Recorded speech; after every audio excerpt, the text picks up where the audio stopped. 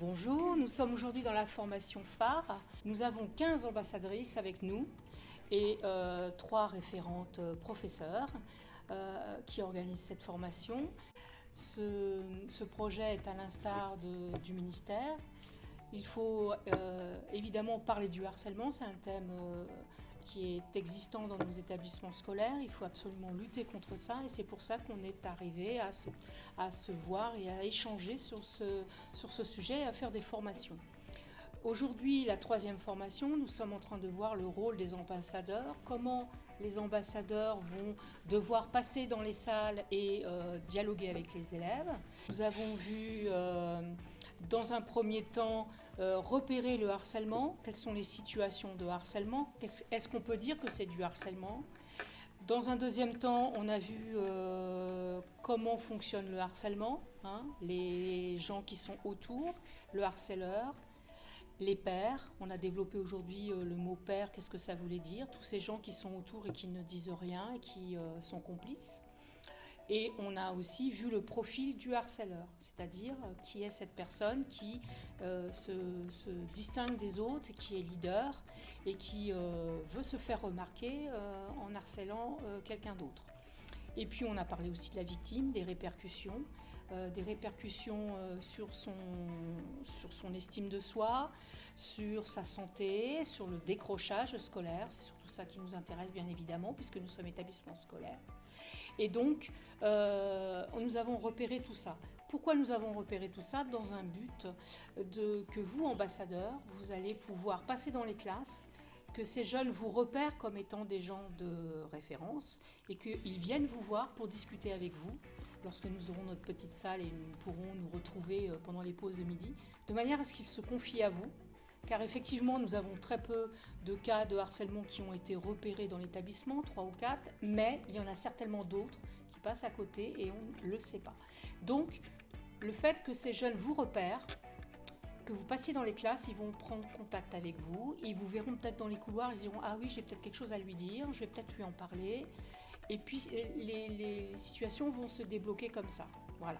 Donc vous êtes les émissaires du non au harcèlement, NAH, pour débloquer ces situations et nous les renvoyer à nous. Et nous, on les renverra à qui? À Madame Pradon et à Monsieur Trouca, les chefs d'établissement, de manière à ce que le harcèlement ne passe pas à Goussainville.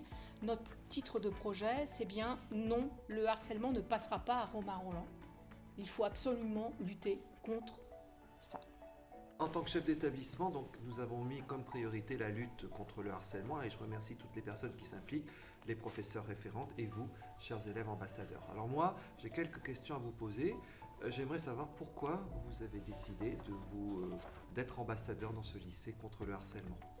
Je m'appelle Taïsir, je suis en 1G4 et avec mes camarades qui font partie de la formation phare, on a tout un objectif commun. C'est faire régner en quelque sorte la paix dans le lycée Romain-Rolland.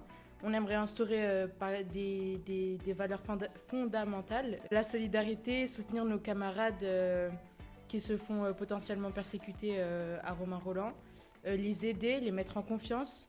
Je m'appelle Najwa Benserou. En fait, le sujet de harcèlement, c'est un sujet qui m'intéresse depuis longtemps. Du coup, quand j'ai vu que le lycée se sensibilisait, ça m'a intéressée et j'ai directement intégré. D'autres témoignages sur votre motivation. Quels sont alors les obstacles ou les freins que vous pourriez rencontrer en tant qu'ambassadeur ou pour vous? Est-ce que ça va être facile? Non, ça va pas être facile. Pourquoi ça ne va pas être facile? Parce qu'il faut savoir se mettre à la place de l'harcelé. Par exemple, s'il y a quelqu'un qui se fait harceler qui vient nous voir, il faut trouver les bons mots. Faut savoir où... repérer les situations de harcèlement déjà. Oui, et aussi on doit lui dire où il doit aller, etc. sans se tromper. Et du coup, ça donne une certaine pression. Et vous avez donc assisté à plusieurs formations depuis le début de l'année scolaire. Qu'est-ce que ça vous a apporté ces formations? Ou est-ce que vous pensez que vous auriez pu être ambassadeur sans bénéficier de ces formations? on n'aurait pas été des bons formateurs, je pense. Des bons ambassadeurs. Ouais, Parce que là, on en a appris beaucoup quand même. Sur quoi, par exemple? Qu'est-ce que vous avez appris que vous ne saviez pas? Comment agir en tant qu'ambassadeur, qu'est-ce qu'il faut faire, etc. Un ambassadeur, il ne peut pas agir tout seul, il faut qu'il soit accompagné d'un adulte qui prévient l'adulte, parce que même en tant qu'ambassadeur, le harcèlement il peut se retourner contre nous. Si par exemple on agit, le harceleur il peut dire je vais l'harceler aussi. Du coup. Et donc le fait d'être formé, ça a aussi fait en sorte qu'on se connaisse, qu'on se repère, qu'on sache qu'il y a des gens sur qui on peut compter. Vous avez un plan d'action. Voilà, un Ce plan que d'action. je vois. Donc, informer dans les classes, être repéré, un lieu particulier où les gens peuvent venir vous voir, avec des permanences, je suppose, Oui, oui, oui. et une sensibilisation par le théâtre. C'est un peu ça, votre plan Voilà, d'action. c'est ça. Le fait d'en parler. Voilà, il est super. Merci beaucoup. Merci.